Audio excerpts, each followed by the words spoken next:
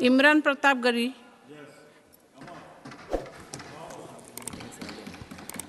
Ma'am, मैं प्रधानमंत्री जी की। इमरान जी, you have 5 minutes. Ma'am 10 minute. You have 5 minutes. We requested chairman साहब। Okay. He allowed 10 minutes. Ma'am, प्रधानमंत्री जी की सैकड़ों बार थपथपाई गई मेज के बीच अंतरिम बजट पेश किया गया और बड़े बड़े दावे किए गए। देश ये कैसा बनाया आपने, लूट कर पैसा बनाया आपने, देखिए जलते दिए भी बुझ गए, अजब दीपक राग गाया आपने। मैम, पूरा सदन अमृत काल के बजट की चर्चा कर रहा है, मैं तो गरीबों की रोटी और दाल के बजट की चर्चा करूंगा। तुम्हारी फाइलों में गांव का मौसम गुलाबी है, मगर ये आंकड़े झूठे हैं, ये दावा किताबी है। मैं इस बजट को अमीरों का अमीरों के लिए पेश किया गया बजट कहूंगा। इसमें गरीबों के लिए कुछ है ही नहीं। नौकरी मांगने वाले नौजवानों पर लाठियां बरसाने वालों, आपने इस बजट में युवाओं को क्या दिया? आपने पुरानी पेंशन बहाली की मांग करने वालों को क्या दिया? सालों से अपने लिए छत तलाश रहे लोगों को आपने इस बजट में क्या दिया? और फिर आपको पूरी उम्मीद है कि पूरा देश आपके इस पेश किए गए बजट पे लहालोट हो जाए, तालियां पीटे, मंगल गान गाए। कैसे संभव है? मैं सदन में खड़ा होकर के इस बजट पे चर्चा करते हुए कहना चाहता हूं कि इस बजट में फुटपाथ पर रहने वाले, छप्परों में रहने वाले, झुग्गियों में रहने वालों के लिए क्या है, उनके लिए क्या है जो प्रधानमंत्री के किए गए वायदों की बाट जोह रहे हैं। हर साल फरवरी की खूबसूरत सुबह और सजी हुई संसद से बरसते हुए झूठे वायदों की जवाबदेही कौन तय करेगा? कौन बताएगा कि 2022 में प्रधानमंत्री जी जो सबको पक्का मकान देने वाला वायदा किए थे उसका क्या हुआ?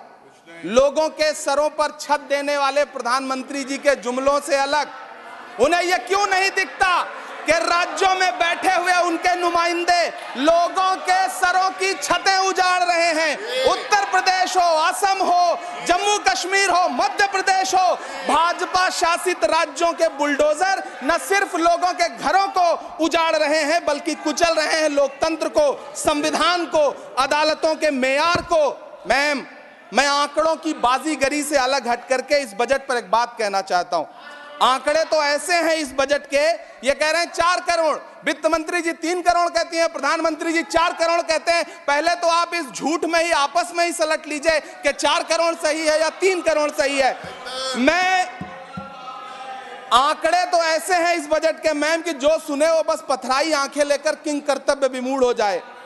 लेकिन झील में पानी बरसता है हमारे देश में, झील में पानी बरसता है हमारे देश में, खेत पानी को तरसता है हमारे देश में, जिंदगी का हाल खस्ता है हमारे देश में, दूध महंगा खून सस्ता है हमारे देश में। मैम, रोजगार, महंगाई, किसान, मनरेगा, पेट्रोल डीजल के दाम, गैस सिलेंडर के दाम, फसलों की एमएसपी की गारंटी, इन सब जन सरोकार की बातों से इस बजट का कोई लेना देना नहीं। हमारे ट्रेजरी बेंच के साथी हंगामा कर रहे हैं। मैं तो कहना चाहता हूं मैम, वो एक बार इनके एक नेता एक गांव में गए और उन्होंने गांव में कहा कि गांव वालों आओ, मैं तुम्हारी समस्याएं समाप्त करना चाहता हूं। गांव वाले इकट्ठा हो गए। नेताजी ने गांव वालों से कहा बताओ तुम्हारी 2 समस्याएं बताओ, मैं दोनों समस्याओं का यहीं पे समाधान करूंगा। तो गांव वालों ने कहा साहब हमारी पहली समस्या है कि हमारे यहाँ कोई हॉस्पिटल नहीं है। तो नेताजी ने मोबाइल निकाला, कहीं फोन मिलाया और मिला के फोन पे पता नहीं क्या कुछ कहा कि यहाँ गांव में हॉस्पिटल नहीं है, हॉस्पिटल तुरंत, यहाँ हॉस्पिटल चाहिए। गांव वाले खुश हो गए कि 1 मिनट में यहाँ हॉस्पिटल आ रहा है। अगली समस्या के बारे में उन्होंने, नेताजी ने गांव वालों से कहा कि मैंने आपकी पहली समस्या समाप्त कर दी, दूसरी समस्या बताओ। तो गांव वालों ने कहा साहब इस गांव में कोई भी मोबाइल का नेटवर्क ही नहीं है। ये है इनके काम करने का तरीका, ये है झूठ बोलने का तरीका। इन्होंने वायदे किए बड़े बड़े, जो 10 साल के इनके वायदे हैं मैं उनके बारे में बात करूंगा। वायदों से ज्यादा इनके नारों पे बात करूंगा। पहला नारा था बहुत हुई महंगाई की मार, अब की बार मोदी सरकार। आइए इस नारे की समीक्षा करते हैं। पेट्रोल, डीजल, गैस, ये तो बड़ी बड़ी बातें हैं। आटा, चावल, दूध, दही, पनीर, छाछ, सब चीज पे जीएसटी। अरे ये फिल्में टैक्स फ्री करने वाले लोग कफन तक पर जीएसटी लगा रहे हैं और ये गरीबों की बात करते हैं। मैम ये सरकार झूठ की सरकार है। ये सरकार के जितने दावे हैं सब खोखले हैं। आज प्रधानमंत्री जी कह रहे थे सबका साथ सबका विकास। ये कैसा सबका साथ सबका विकास है कि मौलाना आजाद नेशनल फेलोशिप आपने बंद कर दी, आपने माइनॉरिटी डिपार्टमेंट का बजट घटा दिया। आप कह रहे हैं सबका साथ सबका विकास। आप बात करते हैं बेटी बचाओ बेटी पढ़ाओ। हमारी आंखें हाथरस से लेके कठुआ से लेकर के और देश की जंतर मंतर की सड़क वो देख रहे हैं जब हमारी ओलंपिक पदक लाने वाली बेटियों को प्रधानमंत्री की चौखट पे अपना मेडल रख देना पड़ रहा है। इससे शर्मनाक क्या हो सकता है। मैम कृषि विकास दर जो 2014 में 4.6% थी, इस वर्ष गिरकर 1.8 कैसे हो गई? क्यों हर दिन 31 किसान आत्महत्या करने को मजबूर हैं? ये सरकार उन पर क्यों बात नहीं करती? कीमत तो बहुत बढ़ गई शहरों में धान की, लेकिन विदा ना हो सकी बेटी किसान की। मौका मिला तो लोगों ने कुर्सी के वास्ते तस्वीर ही बिगाड़ दी हिंदुस्तान की, और आज बड़ी बड़ी बातें कर रहे हैं। मैं यहां पर आपसे खड़ा होकर के मैं अंत में इतना कहना चाह रहा हूं कि वित्त मंत्री जी ने बजट में ट्रेनों के डिब्बे को वंदे भारत कोच में बदलने का एक प्रस्ताव रखा अपने भाषण में। ठीक है, ये सुनने में कानों को बहुत अच्छा लगता है, लेकिन मैम ये सरकार ट्रेनों की सुरक्षा के बुनियादी मुद्दों पर एक शब्द नहीं बोलना चाहती। बालासोर हादसे में घायल हुए लोगों की चिता की राख अभी तक ठंडी नहीं हुई है।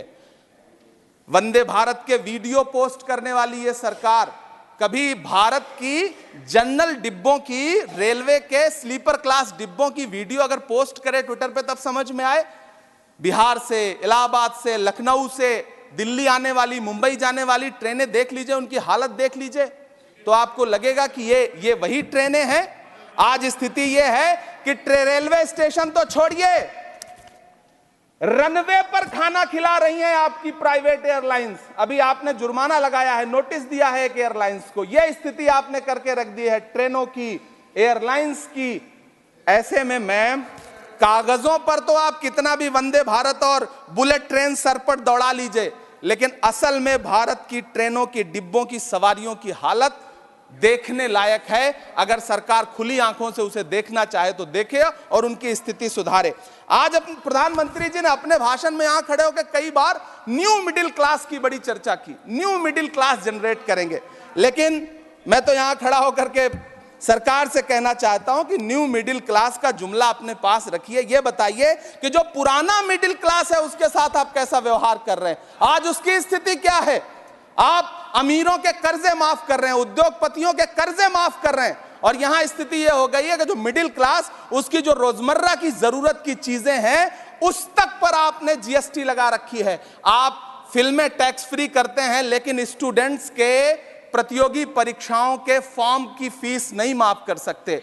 आपको बाकी जगहों पर टैक्स लेना है, हर जगह टैक्स लेना है। मिडिल क्लास से आपका कोई रिश्ता नहीं। मिडिल क्लास तो आपसे कह रहा है कि मोहब्बत, भाईचारे के दीवाने दिन ही लौटा दो, वो सस्ती दाल सब्जी के सुहाने दिन ही लौटा दो।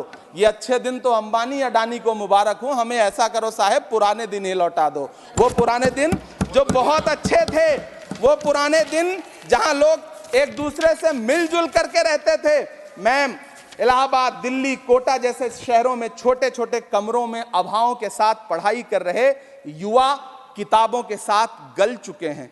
उनके हिस्से अधेड़ अवस्था तो आई है, लेकिन नौकरी और रोजगार नहीं आया। हर साल 2 करोड़ नौकरियां देने का दावा करने वाली ये सरकार 10 साल में युवाओं को नौकरियां नहीं दे पा रही है। 20 करोड़ नौकरियों का बोझ है इस सरकार के कंधे पर, और 2024 में देश देखेगा कि उन्हीं 20 करोड़ नौकरियों के बोझ तले दबकर बैठ जाएगी ये सरकार। ये देश देखेगा, क्योंकि जिस ओर जवानी चलती है उस ओर जमाना चलता है। देश का युवा नाराज है, देश का युवा गुस्से में है। ऐसे में उसकी पीड़ा को इस बजट में कहीं भी आवाज देने की कोशिश नहीं की गई। मैं आपके बीच खड़ा हूं, मैं तो वित्त मंत्री जी का भाषण सुन रहा था। यह कहा जा रहा था ये अमृत काल का बजट है, ये अमृत काल का बजट है। ये कौन सा बजट है ये बाद में तय होगा, लेकिन मैं इतना जानता हूं कि ये इस सरकार का अंतिम बजट है, आखिरी बजट है। Please conclude इसके your बाद न्याय का बजट पेश होगा, जिसकी चर्चा राहुल गांधी जी पूरे देश में कर रहे हैं। न्याय का बजट, पांच न्याय, महिलाओं के लिए, युवाओं के लिए, सामाजिक न्याय की बात जिसकी चर्चा पूरे देश में राहुल गांधी जी कर रहे हैं, वो न्याय का बजट पेश होगा अगली बार। ये इस सरकार का अंतिम बजट है, अंतिम बजट है। अमृतकाल में गरीबों की रोटी और दाल के लिए इस बजट में कोई प्राविधान नहीं है, कोई चर्चा नहीं है। बहुत बहुत धन्यवाद। Thank you.